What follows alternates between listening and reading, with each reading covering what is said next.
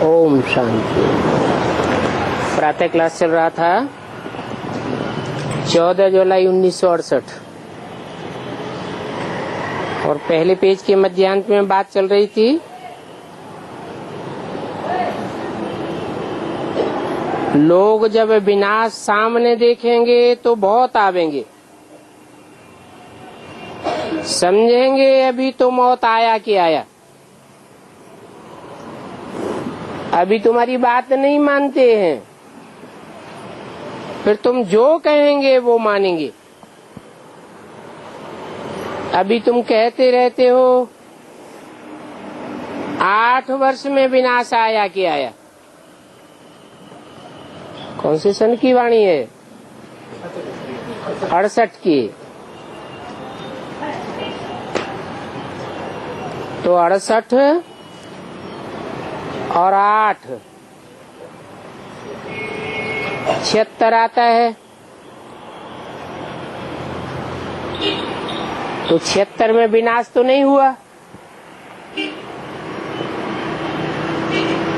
तो तुम झूठ कहते रहते हो ना, है? झूठ कहते रहते हो तो झूठों की बात कौन मानेगा? झूठ कहते हो या सच कहते? उस समय क्या कहेंगे? झूठ इसलिए नहीं कहेंगे कि कोई भी काम की शुरुआत होती है तो सूक्ष्म से होती है, बाद में स्थूल काम संपन्न होता है। मकान बनाना है तो बुद्धि में नक्शा आवेगा, संकल्पों में आवेगा, बाद में कागज में आवेगा, फिर आखिरी में स्थूल मकान बनके तैयार होगा। तो ऐसे ही 8 वर्ष में विनाश की बात बाहर की दुनिया की बात नहीं थी, ये तो ब्राह्मणों की दुनिया में जो ब्रह्मा द्वारा ब्राह्मणों की सृष्टि रची गई उसमें सूक्ष्म विनाश की शुरुआत की बात है। नया संगठन बनता है तो छोटा होता है और जो पुराना संगठन होता है वो बड़ा होता है।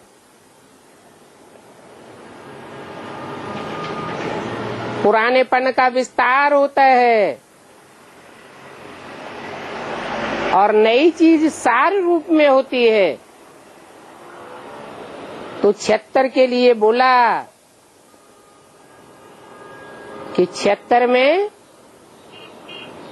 जो मनुष्य सृष्टि का बीज है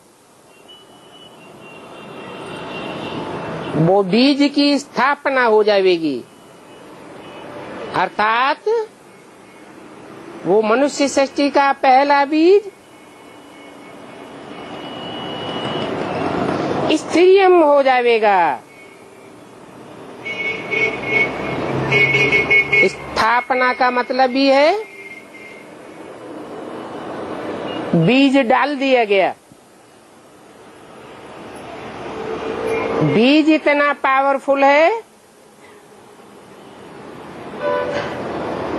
कि निश्चय बुद्धि विजयते अंत तक साबित होना है।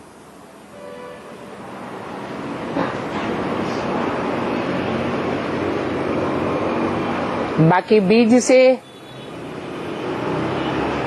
बाद में और संगठन तैयार होता रहता है। जैसे जैसे स्थापना का बीज मजबूत होते जाते हैं वैसे वैसे पुराना संगठन हिलता जाता है। तो पुरानी दुनिया का विनाश कहेंगे और नई दुनिया की स्थापना कहेंगे। आगे चल के और भी नजदीक देखेंगे। सूक्ष्म बातें सबकी समझ में नहीं आती हैं।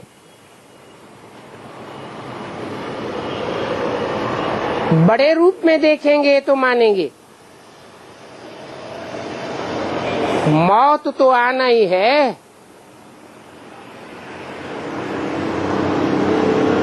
तुम बच्चे तो जीते जी मर जाते हो।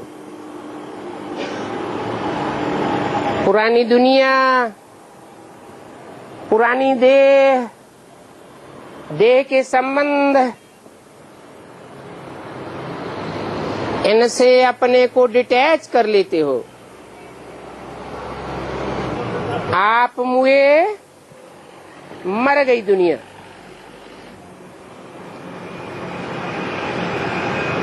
ऐसी स्टेज तुम बच्चों की बनती है नंबरवार पुरुषार्थ अनुसार।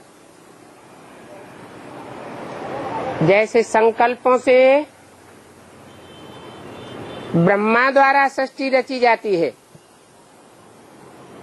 वो भी कल्याणकारी है। और संकल्पों की दृढ़ता से ही पुराने का विनाश होता है, वो भी कल्याणकारी है।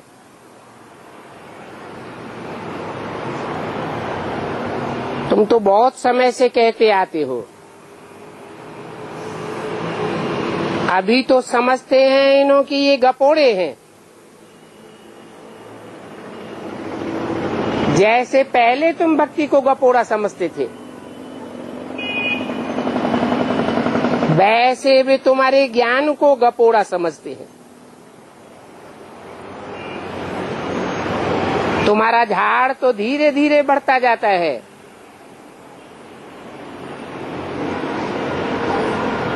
पहले झाड़ बहुत छोटा होता है, बीज में से एक पत्ता निकलता है, उसके अंदर दूसरा पत्ता छुपा हुआ रहता है, फिर दोनों पत्ते प्रत्यक्ष होते हैं, उसके अंदर और पत्ते अप्रत्यक्ष रहते हैं।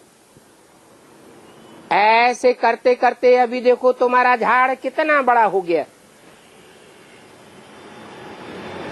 ये ड्रामा जू मिसल चलता है।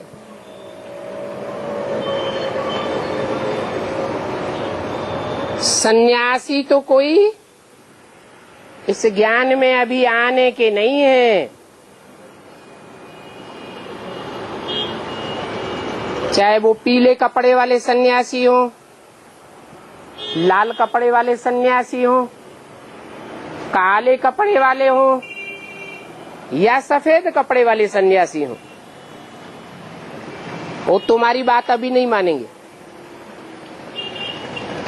वो कोई गृहस्थ जीवन नहीं व्यतीत करते हैं, वो तो दूरवाज खुशवाज वाला सन्यास धारण करते हैं। तो उन सन्यासियों को भी सिर्फ ये कहना है कि बाप को याद करो। सारी मनुष्य सृष्टि का एक ही बाप है, और उस मनुष्य सृष्टि के बाप में आत्माओं का बाप प्रत्यक्ष होता है, जिसे परम पिता परमात्मा कहा जाता है। ये भी बाप ने समझाया है, तुमको आंखें बंद नहीं करनी है। आंखें बंद करके याद करने की प्रैक्टिस करेंगे तो अंत मते सो गते कैसे होगी। दुनिया में चारों ओर जब विनाश की विभीषिका हो रही होगी, उस समय तुम आंखें बंद करके बैठेंगे क्या? तो प्रैक्टिस करनी है आंखें खोल करके याद करने की।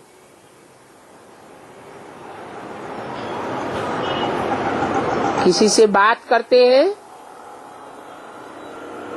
तो पेट से बात नहीं करनी है, पैर देख करके बात नहीं की जाती है। इतना कमजोर भी नहीं बनना है कि कोई से आंख मिलाकर बात न कर सको। आंखें बंद होंगी तो बाप को भी देखेंगे कैसे। तीसरी आंख से तीसरे नेत्र अर्थात शिव नेत्र को देखा जाता है, और स्थूल आंख से मनुष्य सृष्टि के साकार बाप को देखा जाता है।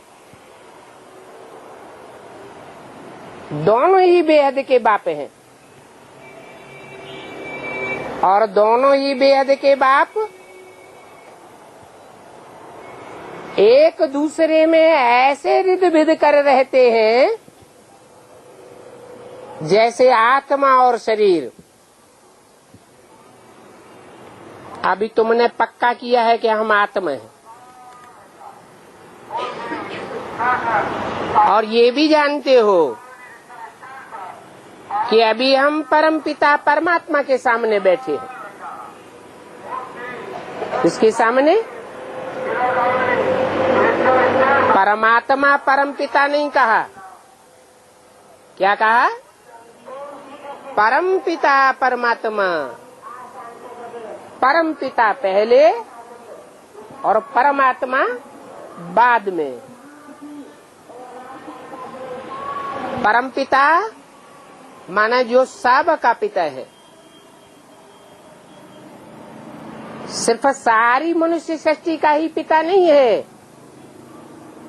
मनुष्य सृष्टि का भी जो पिता है, आदि पिता, जिसे मुसलमानों में आदम, क्रिश्चियंस में एडम कहा जाता है, हिंदुओं में आदिदेव कहा जाता है, उस आदि पिता का भी पिता है, परंतु उसका कोई पिता नहीं है, इसलिए वो परम पिता है।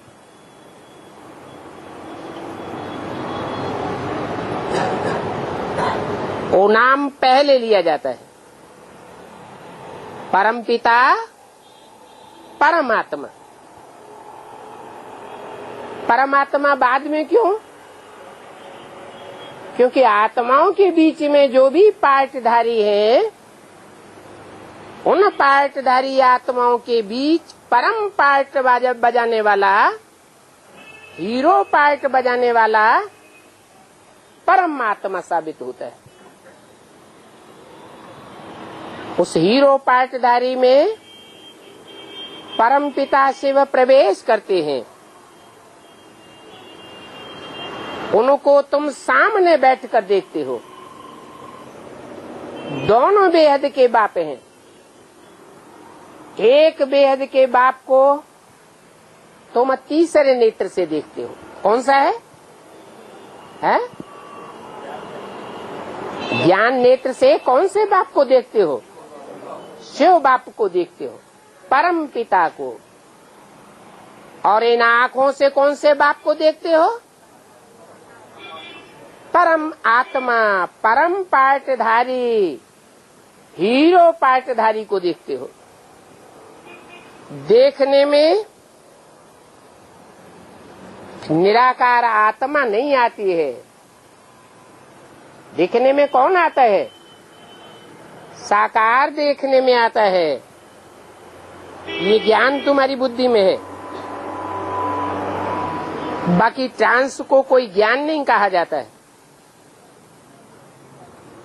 क्या कहा जाता है?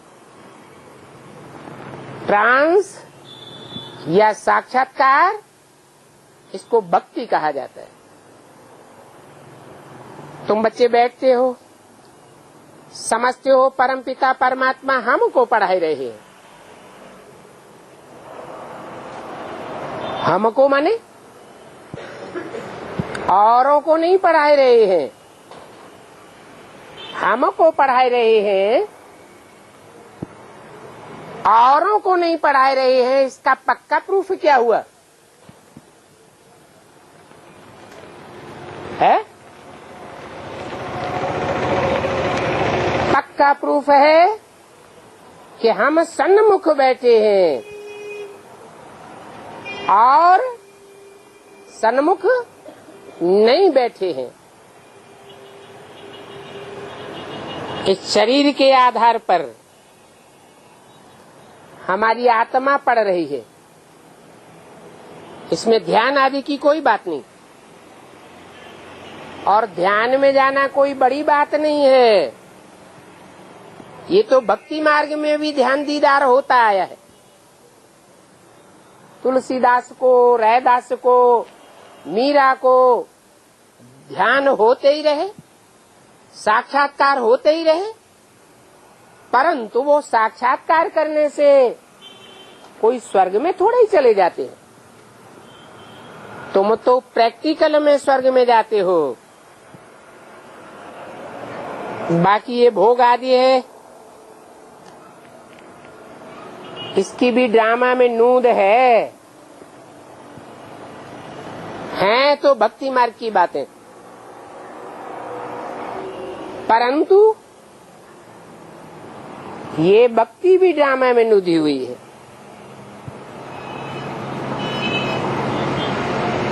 जो भक्त हैं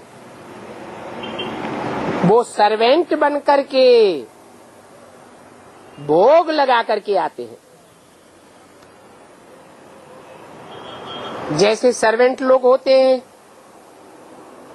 बड़े आदमी को खिलाते हैं, तो तुम भी भोग आदि लगाते समय जैसे कि भोग लगाने वाले सर्वेंट बन जाते हो। देवताओं को भोग लगाने जाते हो, उनको भी पहले कहेंगे फरिश्ते। वहां तुम मम्मा बाबा को देखते हो, वो मम्मा बाबा है संपूर्ण, और ये मम्मा बाबा कौन से? दादा लेखराज और ओम राधे, इनको कहेंगे अपूर्ण, क्योंकि सूक्ष्म शरीर के बंधन में बंध जाते हैं। बाकी इनके लिए कहेंगे कि सूक्ष्म शरीर में बंधना ये भी इनकी अहम ऑब्जेक्ट है। इनको ऐसा फरिश्ता संपूर्ण मम्मा बाबा जैसा बनना है। 14 जुलाई 68 की वाणी का दूसरा पेज। बाकी ध्यान में जाना कोई बड़ी बात नहीं है। जैसे यहाँ शिव बाबा तुमको पढ़ाते हैं, वैसे वहां भी शिव बाबा उन द्वारा कुछ समझावेंगे। कहाँ?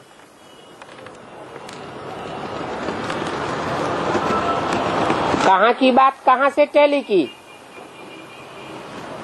यहाँ माने कहाँ और वहाँ माने कहाँ? सन 68 की बात है।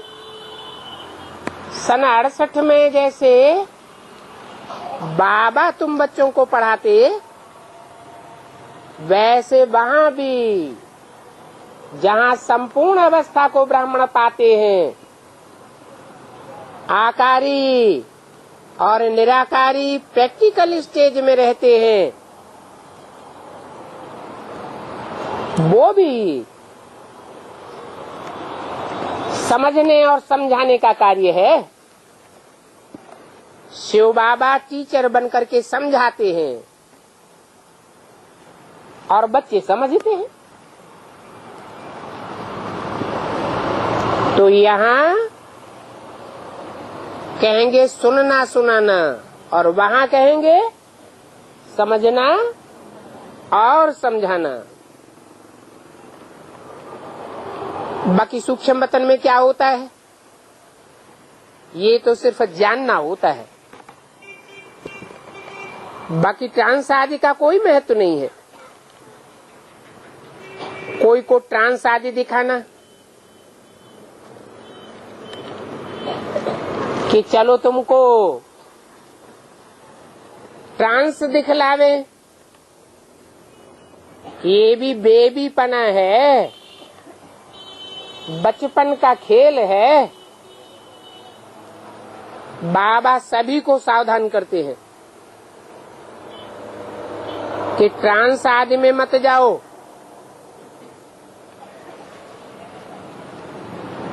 यहाँ ट्रांस की बात नहीं है, ये तो पढ़ाई है,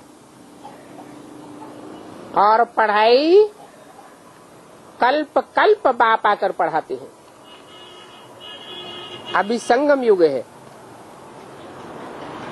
इस संगम युग में जरूर तुमको ट्रांसफर होना है। बेसिक नॉलेज से एडवांस नॉलेज में ट्रांसफर होना है। जैसे छोटे बच्चे होते हैं, स्कूल से कॉलेज में ट्रांसफर होते हैं, स्थान बदल जाता है, टीचर बदल जाता है, पढ़ाई बदल जाती है। फिर तुम पढ़ाई पूरी करेंगे तो फरिश्ता बन जाएंगे। फरिश्ता सो देवता। तो तुमको ट्रांसफर जरूर होना है। ड्रामा के प्लान अनुसार तुम पार्ट बजाए रहे हो।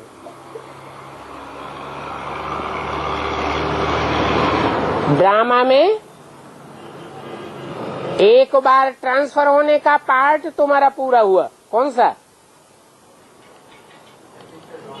बेसिक से एडवांस में ट्रांसफर होने का पार्ट पूरा हुआ। अभी एडवांस में तुम अपनी आत्मा को रियलाइज करेंगे कि मैं आत्मा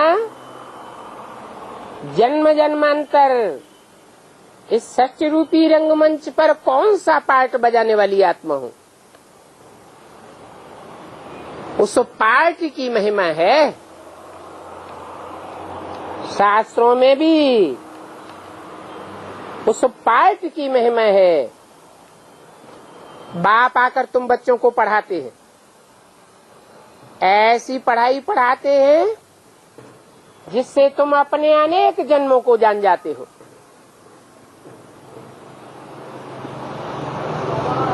जैसे वो मनुष्यों की लिखी हुई गीता में भी कहा, हे अर्जुन, तू अपने जन्मों को नहीं जानता, मैं तेरे को बताता हूँ। ड्रामा अनुसार तुमको बाप से एक बार पढ़ करके देवता जरूर बनना है। इस पढ़ाई में बच्चों को खुशी होती है। हम बाप को भी और रचना के आदि मध्यंत को भी जान गए हैं।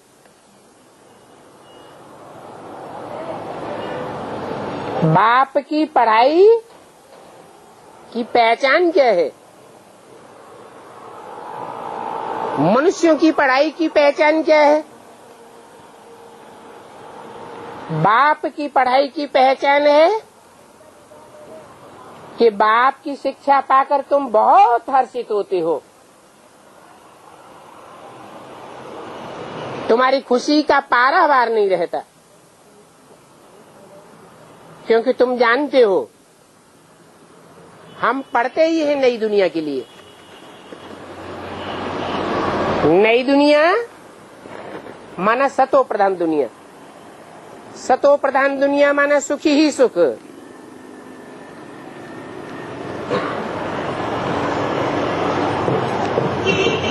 बाप की शिक्षा पाकर अभी तुमको बहुत खुश होना चाहिए। वहां होता ही है देवी देवताओं का राज्य।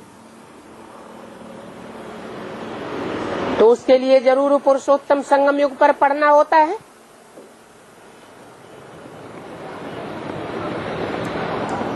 पुरुषों को उत्तम बनाने की ये पढ़ाई है। तो तुम इस दुख की दुनिया से छूट करके सुख की दुनिया में जाते हो। यहाँ तुम तमो प्रधान हो। तमो प्रधान की पहचान क्या है? तमो प्रधान हो तो बीमार रहते हो, रोगी हो जाते हो, दुखी होते हो।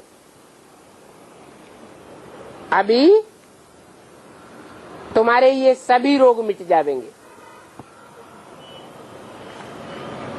तो यहाँ मुख्य है पढ़ाई। इस पढ़ाई में ट्रांस आदि का कोई कनेक्शन नहीं है और ये बड़ी बात भी नहीं है। बहुत जगह ऐसे ध्यान में चले जाते हैं, फिर कहते हैं मम्मा आती है, बाबा आता है। वास्तव में ये कुछ भी है नहीं, क्योंकि बाप तो एक ही बात समझाते हैं। कहते हैं अपन को आत्मा समझ मुझे याद करो। तुम जो आधा कल्प देह अभिमानी बन पड़े हो, अभी देही अभिमानी बन बाप को याद करो, तुम्हारी विकर्म विनाश हो जाएंगे। इसको याद की यात्रा कहा जाता है। योग योग कहने से याद की यात्रा साबित नहीं होती है। तुम आत्माओं को तो याद करते करते यहाँ से वापस जाना है। कहाँ वापस जाना है? जैसी याद करेंगे वैसी स्टेज में वापस जाएंगे। तुमको सिखाया जाता है आत्मा को याद करो, आत्मा के बाप परमपिता परमात्मा को याद करो। आत्मा निराकार, बाप भी निराकार, तो तुम जरूर निराकारी धाम में जाते हो। निराकारी फिर निर्विकारी जरूर बनेंगे, और निर्विकारी देवताओं को कहा जाता है। तो तुम बच्चों को बहुत सतो प्रधान बन करके जाना है। क्या बहुत क्यों लगाई दिया? सिर्फ सतो प्रधान बनकर नहीं, सिर्फ सतो प्रधान तो सतयुग में सेकंड नारायण से लेकर के 8वां नारायण तक सतो प्रधान ही होते हैं, और उनकी प्रजा भी सतो प्रधान होती है, लेकिन बहुत सतो प्रधान नहीं होती है। और तुम तो बहुत सतो प्रधान बनते हो। तो तमो प्रधान से पक्का सतो प्रधान बनना है। अभी तुम ट्रायल करते हो। उन्हों का जो योग है सन्यासियों का, उसमें ट्रायल की बात नहीं है। तुम जानते हो कि हठ योगी तो बहुत हैं, वो है ही हठ योग, और उनका है हठ योग। यहाँ तो है बाप को याद करना। बाप कहते हैं ये मीठे मीठे बच्चों, अपन को आत्मा समझो।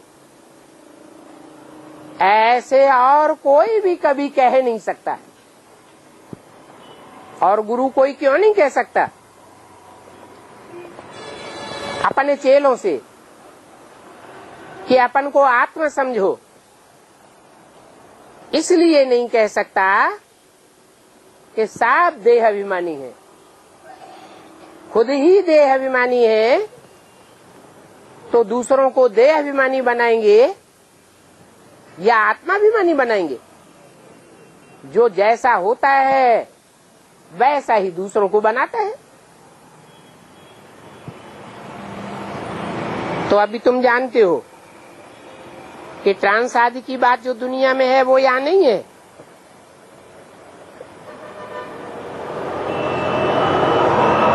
वो तो और और ही तुम्हारे ऊपर हंसी उड़ावेंगे,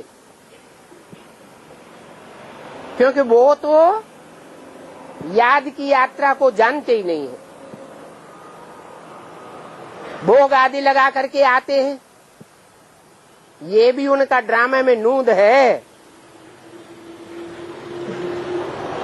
इन भोग आदि का महत्व कुछ नवदा भक्ति में है, वहां भी ध्यान में जाते हैं। जिसकी भक्ति करते हैं उसके चित्र सामने आ जाते हैं। ये कोई बड़ी बात नहीं है, परंतु इससे फायदा कुछ भी नहीं है। ये तो पढ़ाई है, बाप का बच्चा बना, फिर बाप से पढ़ना और दूसरों को पढ़ाना। कोई को बुलाना नहीं है। बाप तो कहते हैं तुम बड़ी दुकान खोलो, म्यूजियम खोलो,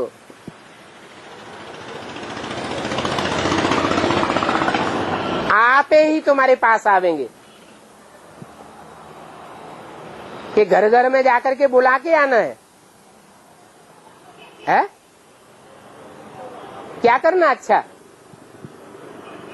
दुकान खोलना अच्छा, या घर घर में जाकर के दुकान दरवाजे दरवाजे पर खोंचा बेचना अच्छा? बड़ी दुकान खोलो, आप ही तुम्हारे पास आवेंगे, बुलाने करने की तकलीफ भी नहीं होगी। बुलाने करने की मेहनत, इससे मोहब्बत साबित नहीं होती है।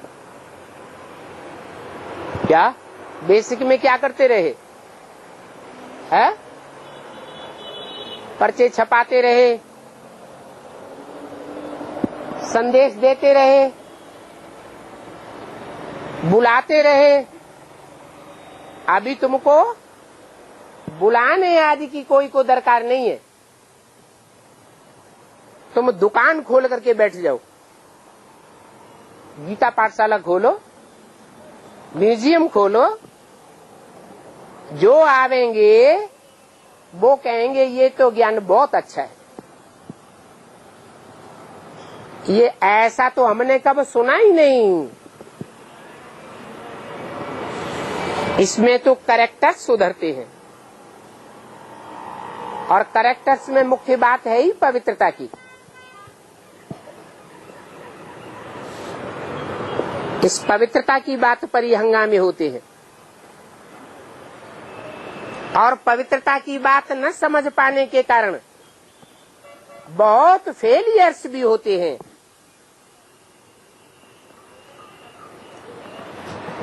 तुम्हारी अवस्था ऐसी हो जानी है कि इस दुनिया में होते हुए भी इस दुनिया को, इस दुनिया वालों को, दुनिया के पदार्थों को जैसे कि तुम देखते ही नहीं हो। तुम्हारी बुद्धि का अटैचमेंट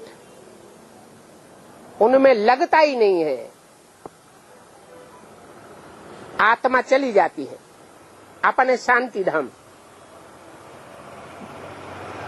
तो घर गृहस्थ में रहते हुए, खाते पीते, तुम्हारी बुद्धि उस तरफ होनी चाहिए, इस तरफ। जैसे मरते हैं तो क्या करते हैं? पहले जब शमशान घाट की तरफ ले जाते हैं तो पांव होते हैं शमशान घाट की तरफ, और बुद्धि होती है गांव की तरफ, सिर होता है गांव की तरफ। और जैसे ही गांव से बाहर निकले तो क्या करते हैं? पलट देते हैं, पलटवार हो जाती है। बुद्धि रूपी सर हो जाता है शमशान घाट की तरफ, और पांव हो जाते हैं गांव की ओर। तो तुम इस दुनिया को देखते हुए भी न देखो, तुमको तो जीते जी मरना है। समझो, जैसे बाप नया मकान बनाते हैं तो सभी बच्चों की बुद्धि उस नए मकान की तरफ चली जाती है। अभी तुम भी जानते हो कि हमारे लिए तो नई दुनिया स्वर्ग बन रहा है। नई दुनिया का फाउंडेशन स्वर्गीय संगठन तैयार हो रहा है। जिनको नई दुनिया में जाना होगा और जितना जल्दी जाना होगा, उनकी बुद्धि नई दुनिया के संगठन में लग जाएगी। बुद्धि कहती है कि अभी प्रैक्टिकल में बेहद का बाप बेहद का घर बनाए रही है। उस बेहद के घर में हम साथ स्वस्थिति वाले होंगे। स्वस्थिति के कारण ही स्वर्ग कहा जाता है। हम स्वर्गवासी थे, अभी फिर हमने चक्कर लगाया है। अभी हमारा चक्कर पूरा हुआ तो तुम जानते हो हमको स्वर्ग में जाना है, तो उसके लिए पावन भी जरूर बनना है। पतित नहीं बनना है।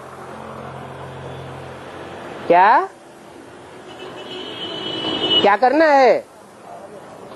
पावन जरूर बनना है। पतित माना तन से भी पतन हो जावे,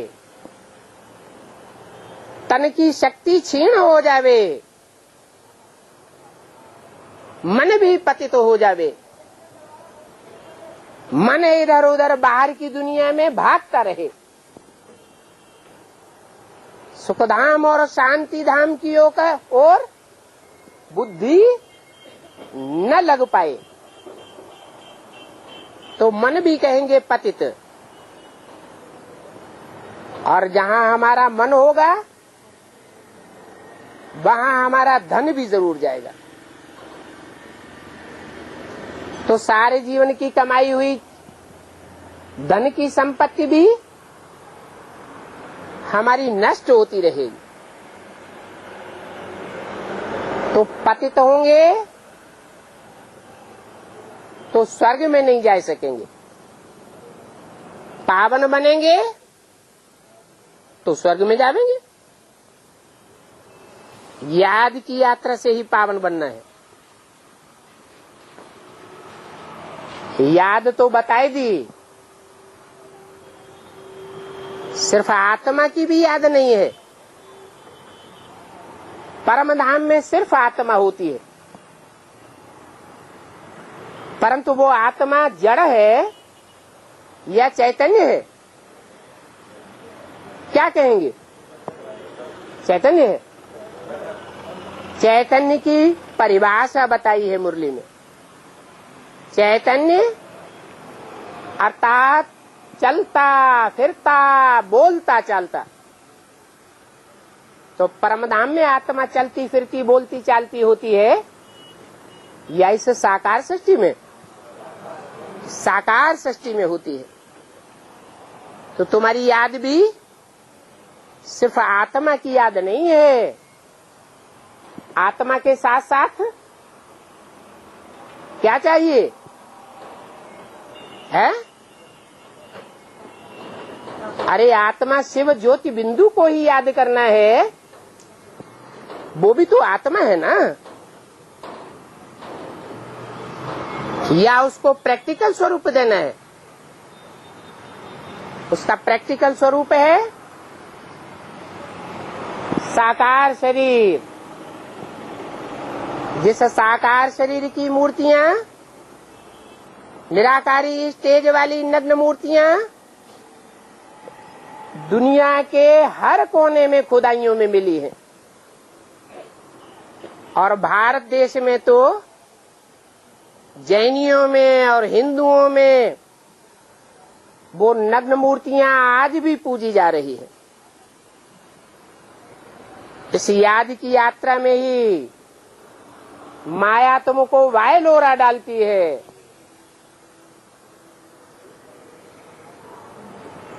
निराकार ज्योति बिंदु शिव और उसका जो साकार स्वरूप विग्रह है,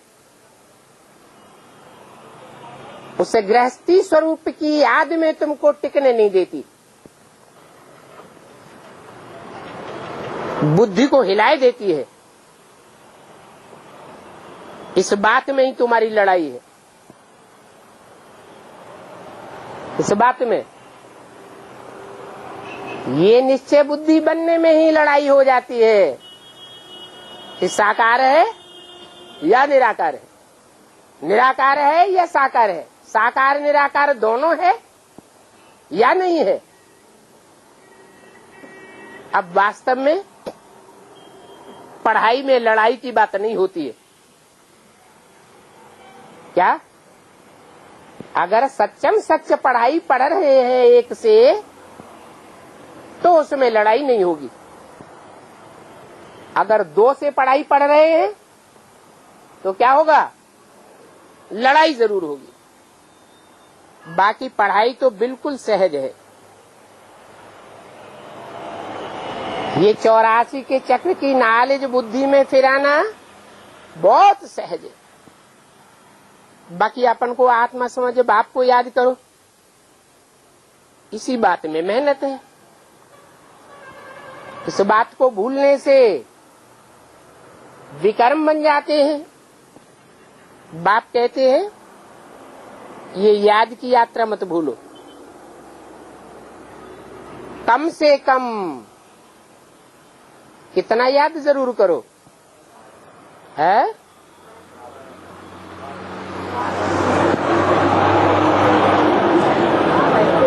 कम से कम 8 घंटा जरूर याद करो। परीक्षा होती है, 100 मार्क्स होते हैं। कम से कम पास आने के लिए, फेल न होने के लिए कितना परसेंटेज चाहिए? 33% जरूर चाहिए। तो यहाँ भी 24 घंटे हैं। अगर पास होना है, अगर जीते जी नई दुनिया में जाना है, बहुत सतो प्रधान की स्टेज को पाना है, तो हमारी याद का स्टॉक, याद का अभ्यास कितना होना चाहिए? 8 घंटे जरूर होना चाहिए। बाकी शरीर निर्वाह के लिए कर्म भी करना है?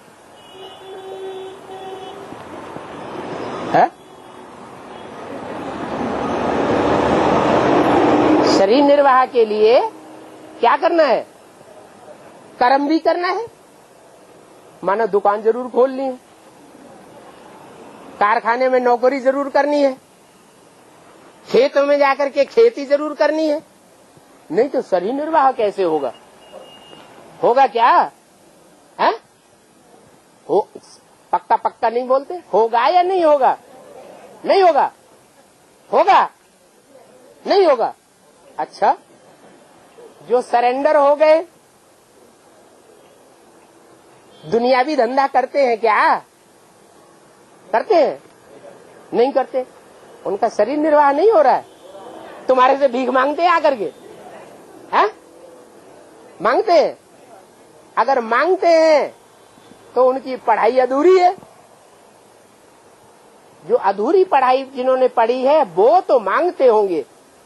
बाकी जो भगवान परमपिता परमात्मा से पढ़ाई पढ़ते हैं, उनको भगवान के अलावा और किसी के सामने माथा झुकाने की दरकारी नहीं।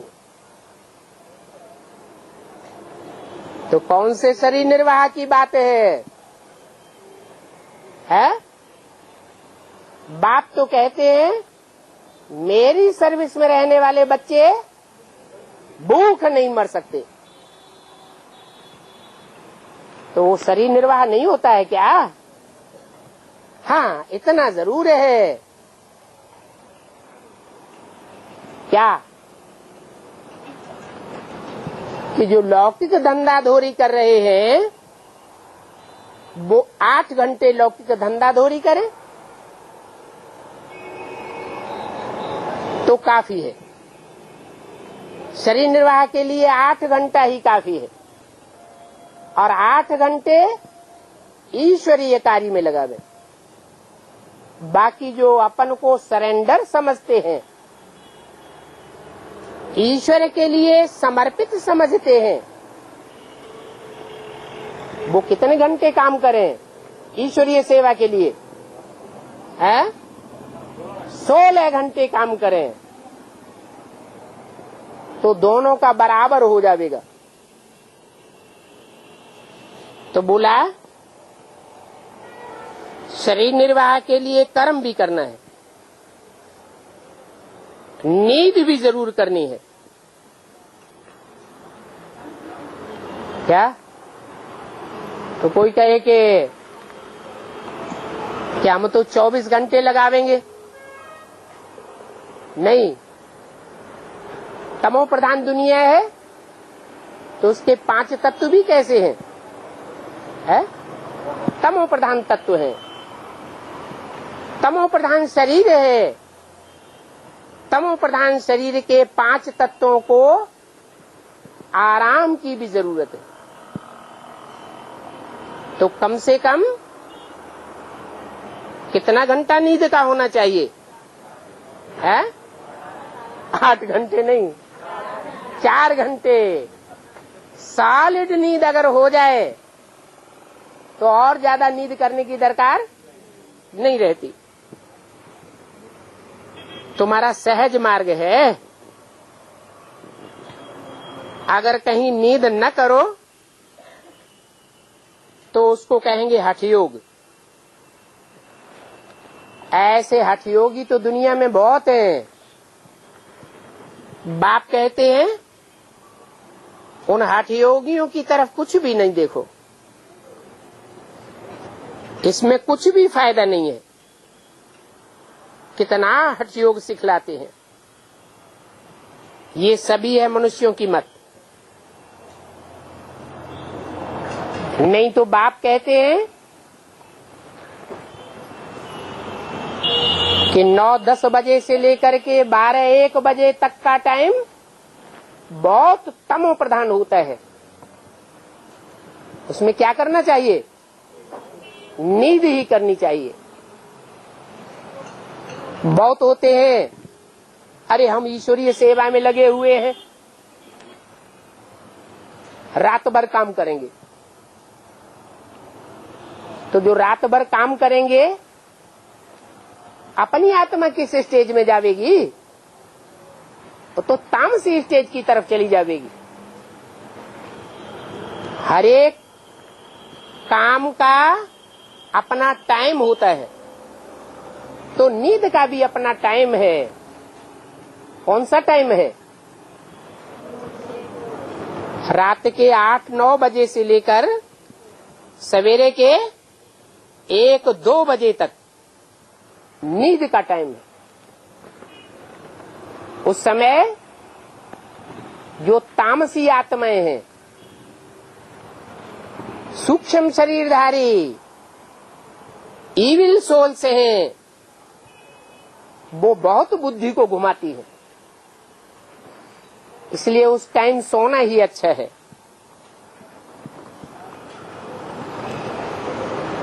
तो बाप कहते हैं ये हठ योग है, इस तरफ देखना भी नहीं है। तुम आत्माएं तो परमपिता परमात्मा की मत पर हो, कोई मनुष्यों की मत पर नहीं हो। आत्मा ही शरीर लेकर के पार्ट बजाती है। डॉक्टर बनते हैं, फलाना बनते हैं, परंतु मनुष्य देह अभिमानी बन पड़े कि मैं फलाना हूं। परंतु तुम्हारी बुद्धि में तो अब है कि मैं आत्मा हूं। हम आत्मा का बाप भी आत्मा है।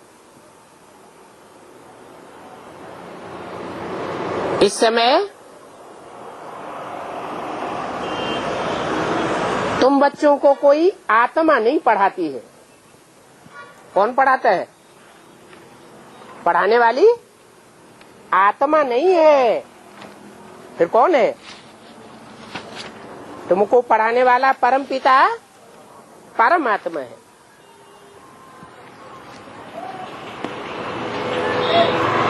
14 जुलाई 1968 की वाणी का 3रा पेज।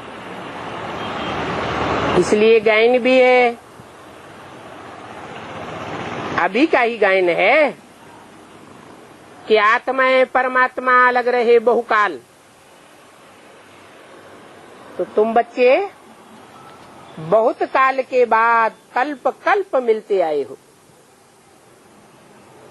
बाकी जो भी सारी दुनिया है वो तो सभी देह अभिमान में आकर के पढ़ते हैं,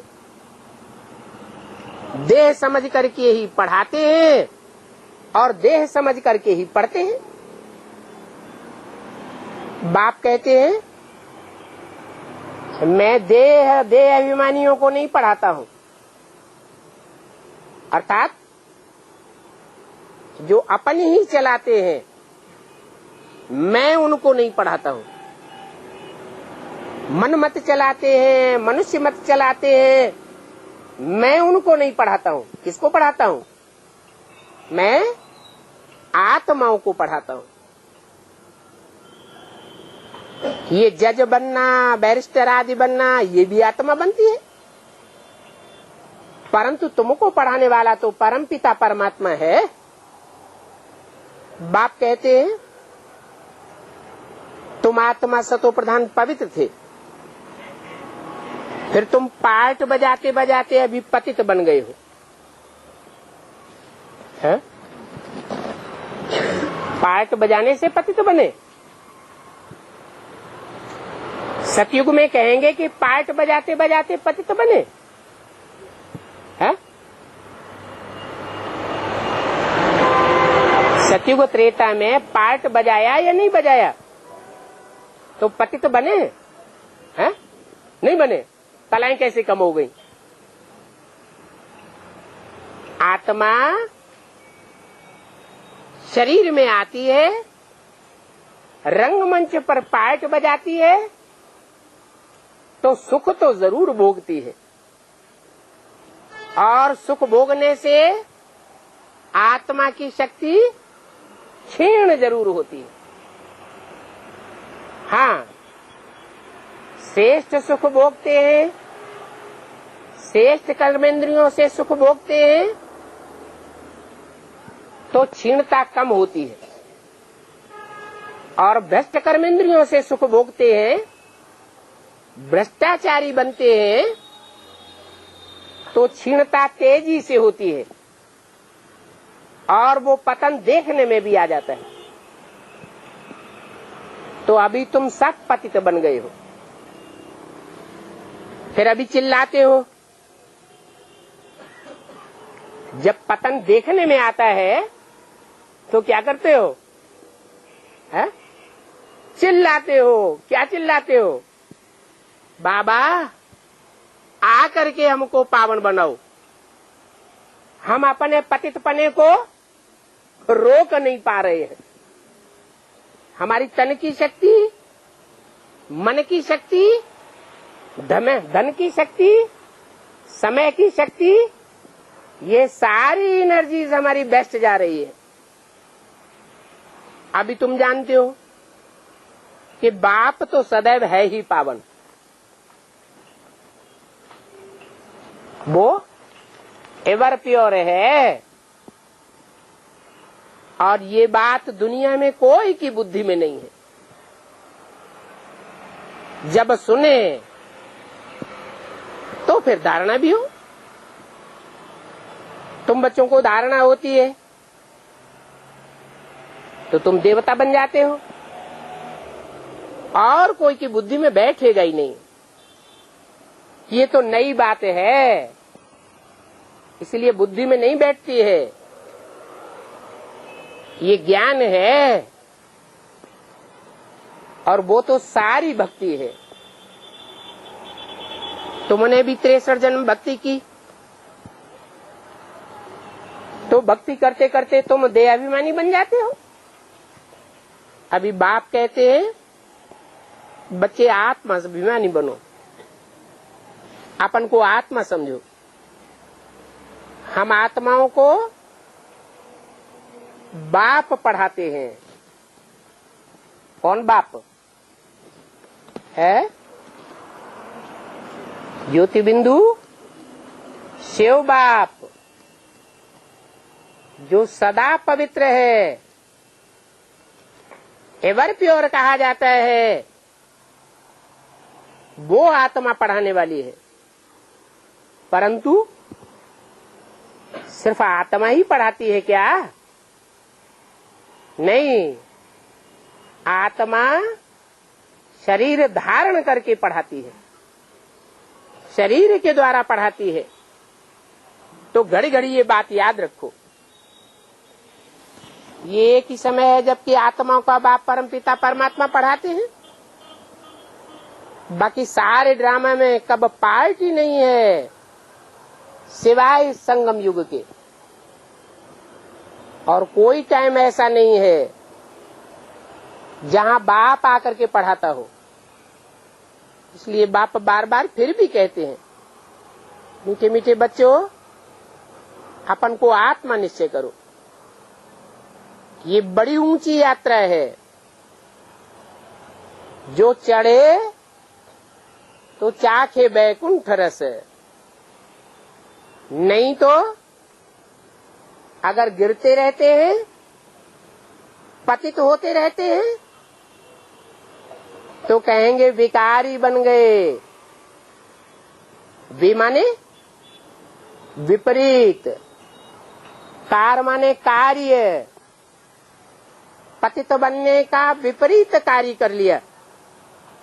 उस विकारी बनने से तुम एकदम चकनाचूर हो जाते हो।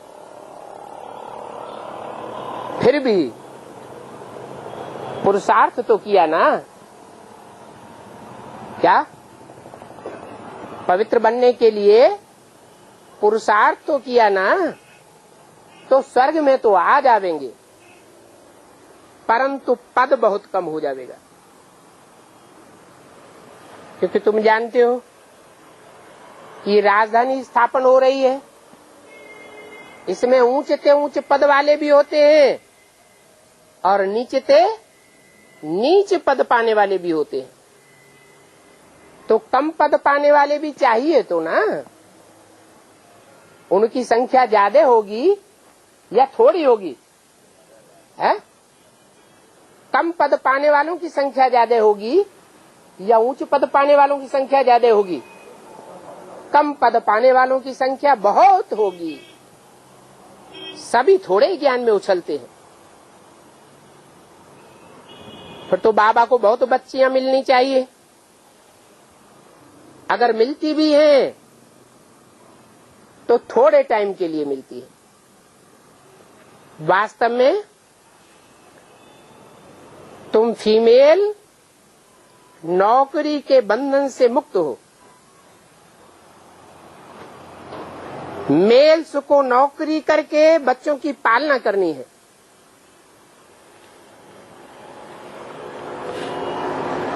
ये तो दुनिया में अभी तमो प्रधान टाइम पर ये रिवाज हुआ है,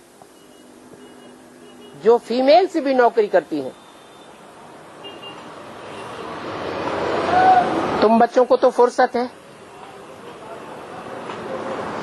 8 घंटा नौकरी पुरुषों को करनी है। तुम बच्चियां तो फ्री हो। इसलिए वंदे मातरम गाया हुआ है।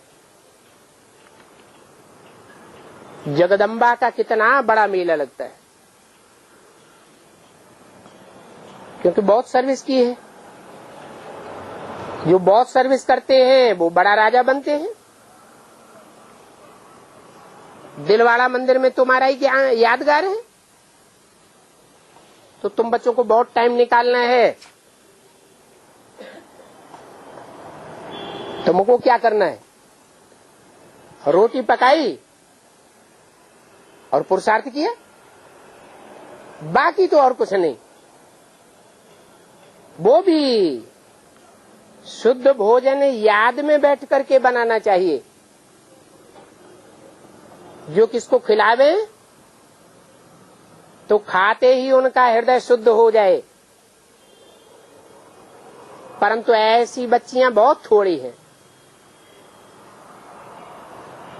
ऐसे खाने वाले भी बहुत थोड़े हैं जिनको ऐसा शुद्ध भोजन मिलता हो। अपन से पूछो कि हम शिव बाबा की याद में रह करके भोजन बनाते हैं जो खाने से ही उनका हृदय पिघल जावे।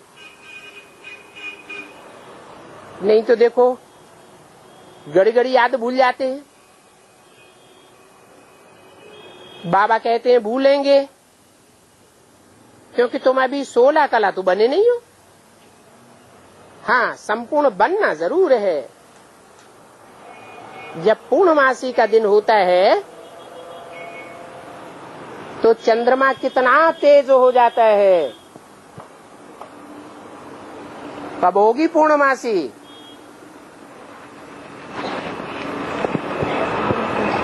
कब होगा चंद्रमा तेज? अभी तो नाम रखा है, ब्रह्मा को बाबा बेबी कहते हैं। तो तेज बुद्धि हुआ या नाबालिग बुद्धि हुआ? पूर्णमासी के दिन चंद्रमा बहुत तेज हो जाता है, फिर कम होते होते जाकर के अंत में लीक रह जाती है। अभी देखो घोर अंधेरा हो गया।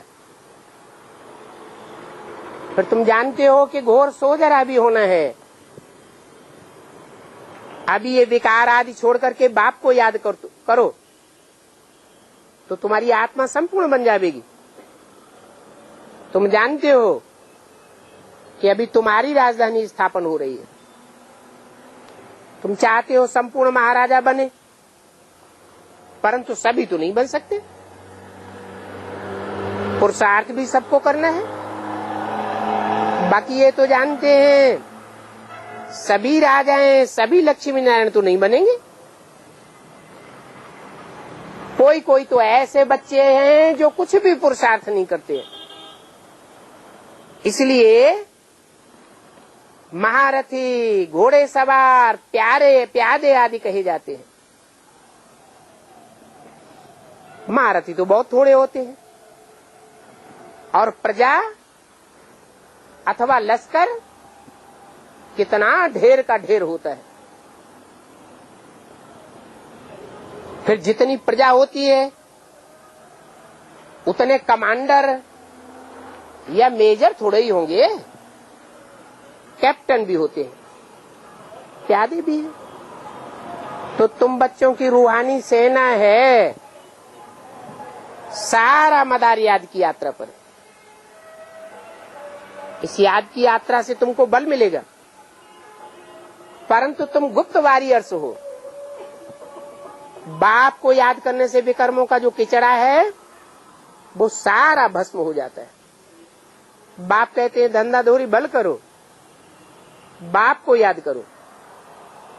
तुम जन्म जन्मांतर के आशुक हो एक मासूक के, वो मासूक तुमको अभी मिला है तो उनको याद करना चाहिए। आगे भी तो याद करते थे ना, परंतु उस समय तुम्हारे विकर्म विनाश नहीं होते थे। क्यों नहीं होते थे? 63 जन्म भगवान बाप को याद करते थे, परंतु विकर्म विनाश क्यों नहीं होते थे? क्या कारण था? परंतु उस समय जानते ही नहीं थे। अभी तो तुम जान गए हो। बाबा को जान करके, पहचान करके याद करने से तुम्हारे विकर्म विनाश होंगे। बाबा ने बताया है तुमको यहाँ तमोप्रधान से सतोप्रधान बनना है। आत्मा ही मेहनत कर रही है। ये तुम्हारा अंतिम जन्म है। जिसमें तुमको जन्म जन्मांतर का मैल उतारना है, और ये मृत्युलोक का अंतिम जन्म है।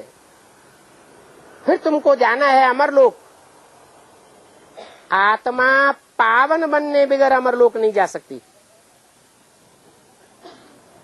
हिसाब किताब चुकतू होता है। अगर देर में पावन बनेंगे तो सजा भी खानी पड़ेगी, पद कम हो जाएगा। सजा न खाने वाले सिर्फ 8 माला के दाने कहे जाते हैं।